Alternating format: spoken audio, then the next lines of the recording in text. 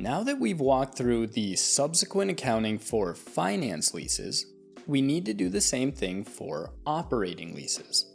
And this is one of the biggest areas where US GAAP and IFRS diverge. Under IFRS, there's no distinction between finance and operating leases for lessees. Instead, all leases are treated the way we treat finance leases under US GAAP, unless a practical expedient applies, such as the exemption for short-term leases. Now, don't tell FASB I said this, but in my view, IFRS gets this correct. Under both classifications, we recognize a right-of-use asset and a lease liability on the balance sheet. So if the initial recognition is the same, why do we end up with different approaches to the subsequent accounting? And if the classification tests are designed to tell us whether the lessee effectively controls or economically owns the asset, why would those tests only affect the subsequent accounting and not the initial measurement? In my view, it isn't completely logical. But FASB didn't ask for my opinion, and if we're reporting under US GAAP, we follow their model. And that means if a lease is classified as an operating lease, we handle the periodic accounting a bit differently. As with finance leases, we'll start with the conceptual framework and then reinforce it with an example. ASC 842-20-35-3 lays out the requirements for subsequent accounting for operating leases. It states that after the commencement date, a lessee measures two things. First, the lease liability at the present value of the remaining lease payments, discounted using the discount rate established at commencement. And second, the right-of-use asset at the amount of the lease liability, adjusted for any prepaid or accrued lease payments, the remaining balance of lease incentives, unamortized initial direct costs, and any impairment of the ROU asset.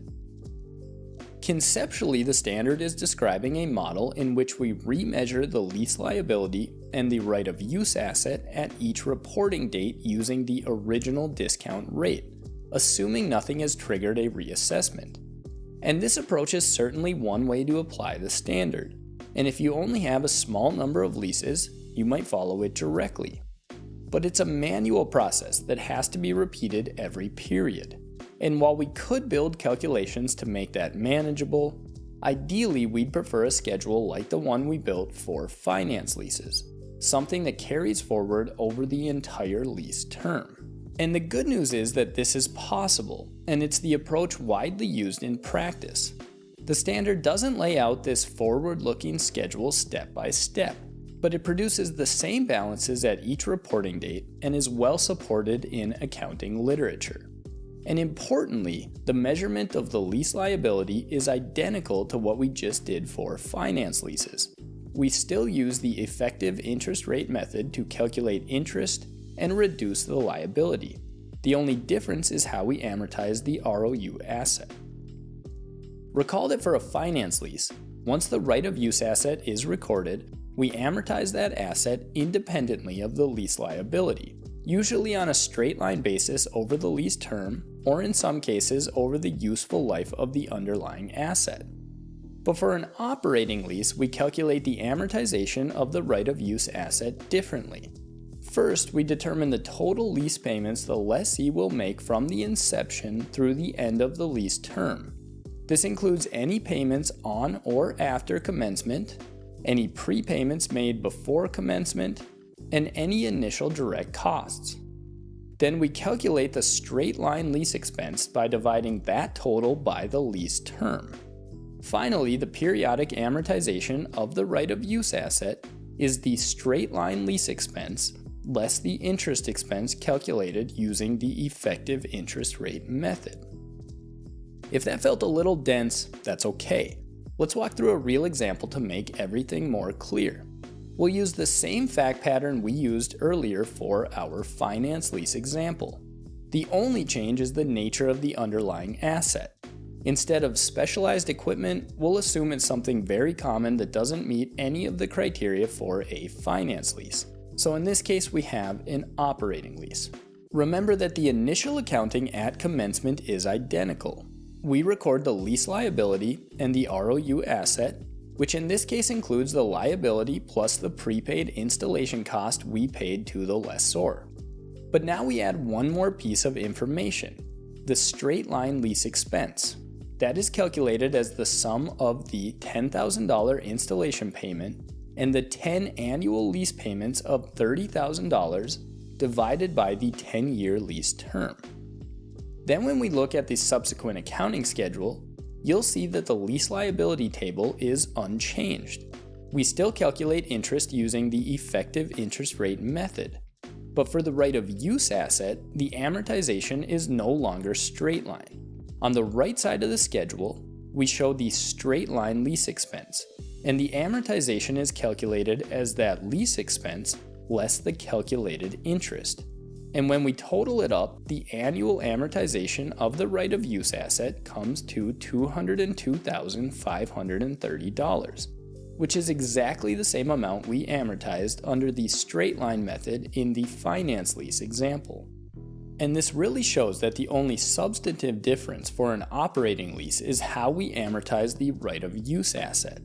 And it also changes how we present the expense on the income statement. For operating leases, we don't report interest expense and amortization expense separately. Instead, both are presented together as a single straight-line lease expense. To complete this, let's look at the journal entries. On December 31st, 2026, we still credit cash for the $30,000 lease payment. We still reduce the lease liability for the principal portion calculated using the effective interest rate method.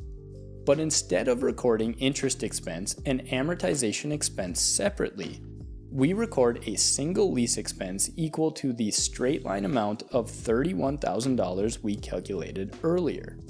And finally, we record the accumulated amortization of the right-of-use asset, which for 2026 is $13,672.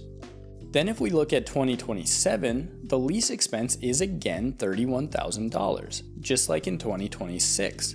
The amortization increases slightly because the interest is calculated on a lower opening lease liability balance. And just like with our finance lease example, as we continue making these entries each month, both the lease liability and the ROU asset will wind down to zero by the end of the lease term. So again, this is not exactly the narrative the standard uses, which frames the measurement as happening at each reporting date. But the accounting results are the same, and this forward-looking schedule is far more practical, so it's the method we'll continue using as we build our operating lease schedules. And with that, we've now completed all 5 steps in accounting for leases under ASC 842. We still need to cover reassessments, lease modifications, and impairment, but we'll handle those toward the end of the series once our processes are in place. For now, let's turn to some real-world examples and begin building a workbook we can use to efficiently track leases in accordance with ASC 842.